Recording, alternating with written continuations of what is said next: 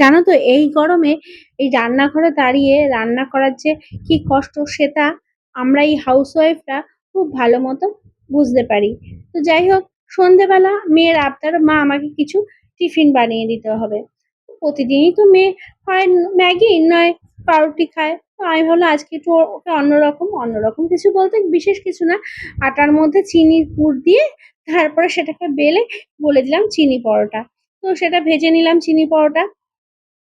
অন্য জায়গায় আমি চাটা বসিয়ে দিয়েছিলাম আর আরেকটা এসে তোমার ভাত বসিয়ে দিয়েছিলাম, মানে ৩ দিকে ৩ টা জিনিস চলতে লাগছে। এই দেখো চিনি পরোটাটা হয়ে গেছে।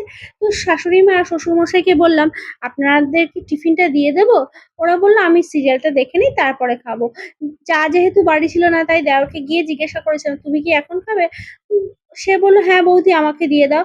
দেখো মেয়েকে দিতে গেছি আর মেয়ে দেখো এই কীর্তি করে বসে আছে। তারপর ওকে দিয়ে এসে আবার রান্নাঘরে চলে আসলাম। কেন বলো তো?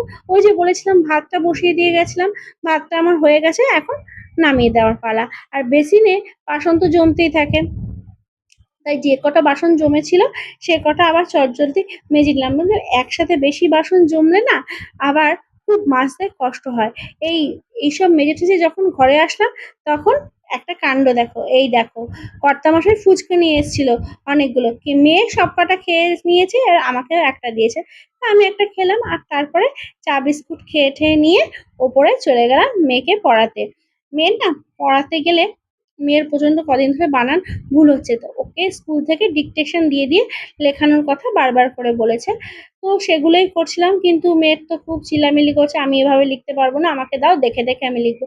ওকে না, তোকে স্কুল থেকে যেমন ভাবে দিয়েছে বলেছে লিখতে আমি সেমন ভাবেই লেখাবো। তো সেই কান্নাকাটি করে ঠরে নিয়ে তেমন ভাবেই লিখছে। আর ওর যে বানান ভুলগুলো সেগুলো অনেকটাই দেখছিলাম এখন কমে আসছে। তোমরাও কিন্তু বাচ্চাদেরকে এরকম করে পারলে লিখিয়ে দিও। আর এরপরে মেয়ে জিজ্ঞেস করলো, "মা আমাকে রাত্রেবেলা কি দিয়ে খাওয়াবে?" আমাকে রাত্রেবেলা যখন নিচে যাবি তখনই বুঝতে পারবি। আর দেখো রাস্তাঘাট পুরো জনশূন্য হয়ে গেছে। বাইরের দিকে তাকিয়ে দেখলাম এক ফোঁটা হাওয়াও দিচ্ছে না।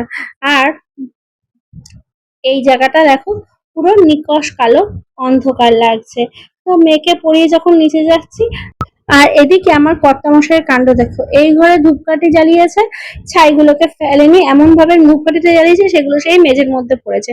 তো যাই হোক আমি কাঠিগুলোকে ফেলে দিলাম, পরে এই ঘরটা যখন ঝাড় দেবো তখন ছাইগুলোকে তোমার ফেলে দিলেই হয়ে যাবে। তো আমি নিচে চলে আসলাম আর নিচে এসে দেখি যে মেয়ে পড়াটা হয়ে গেছে, ব্যাস মনের আনন্দে দুটো ফ্যান চালিয়ে আরাম করে বসে বসে মোবাইল দেখছে। ওদিকে কিন্তু মেয়ের বাবা তোমার বললো, "আমার খিদে পেয়েছে, আমাকে তাড়াতাড়ি দাও।" তো আমি ওই যে আচ্ছা দিচ্ছি দিচ্ছি, তার আগেই সে ভাত টাত বেড়ে নিয়ে চলে গেছে তোমার টিভি দেখতে দেখতে খেতে। তারপরে কি আমি চলে গেলাম মেয়ের ভাত বেড়ে মেয়েকে ডাল দিয়ে মেখে রেডি করে দিলাম। আর আমি নিরামিষ হলে কি হবে, মেয়ে তো আর নিরামিষ খাবে না।